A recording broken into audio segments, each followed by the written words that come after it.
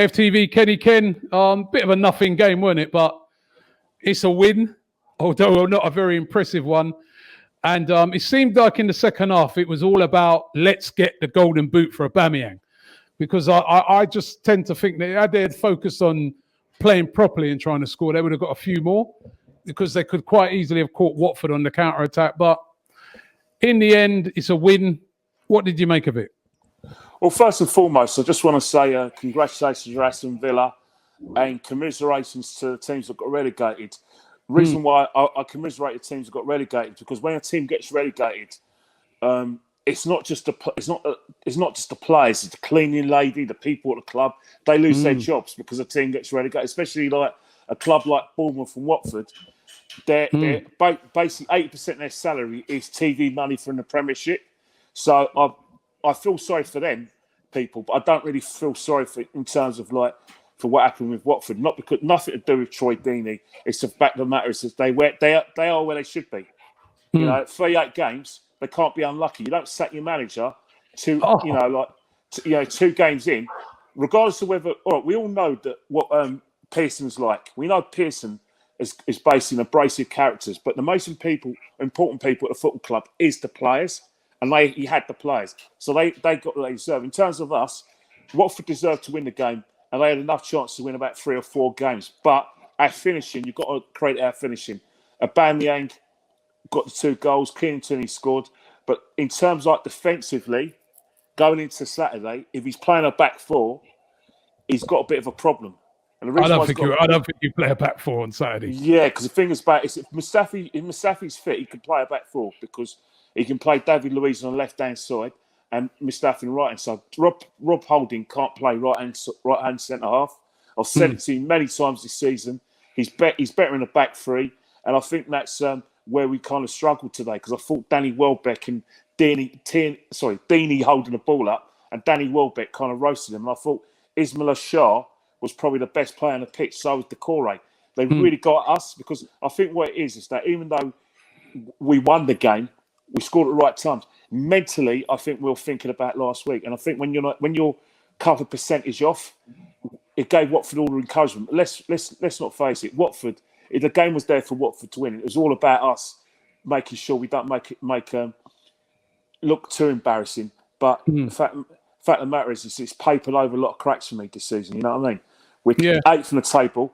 We're the 8th best team in the country, and that's an embarrassment for Arsenal Football Club. Regardless of what happens at Wembley next week, it's an embarrassment. A lot of things have gone wrong this season, and the only shining light is Kieran Tierney, maybe definitely Aubameyang because he's got the golden boot, and Martinez, showing that he could put his hand up for the first choice. But apart from that, it's the players need to look at themselves and realise they're not a 95-point and 99-point team, so they mustn't let their paychecks confuse their talent, because they've got a lot to answer for, because they put us in this position. It's all right to blame Unai Emery and blame Lundberg and probably give Arteta a kick, but next season there is no margin for error. No margin for error as well. Liverpool are going to be strong. The 2 Manchester clubs will be strong, and so is Chelsea with their transfer window. So basically, we have to find a way to get in the top 4. Everything Arteta does next season has to be spot on. His signing's got to be spot on, his selections, and he has to hit the ground running. No messing around. And if the players don't want to buy into what we need next season, they need to pack their bags, contact their agents and leave, because right now, at the moment, thank God this season is over, but look, they need to realise right now that they've let the club down. A lot of them, with their inconsistent performances, the way they've treated Unai Emery, the way they were indifferent towards like Lundberg. Good thing about Arteta is that they trust Arteta, but he's got a long way to go to impress me. We can't keep on giving him like confetti and everything, because right now he's giving all the players sweets and he's put plaster over the open wound. Next year, all eyes going to be on him next season in terms of everything he does, because let me tell you something now. All this goodwill he has regarding the fan cams, which you're doing now, regarding Twitter or anything now.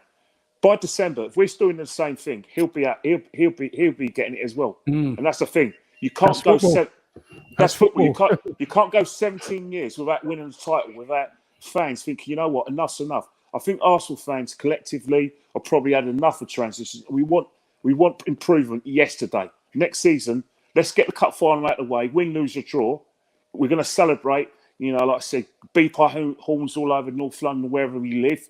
But let's not forget, the league is most important. And where we finished today was embarrassing. Today's game, good that we won. We scored at the right time.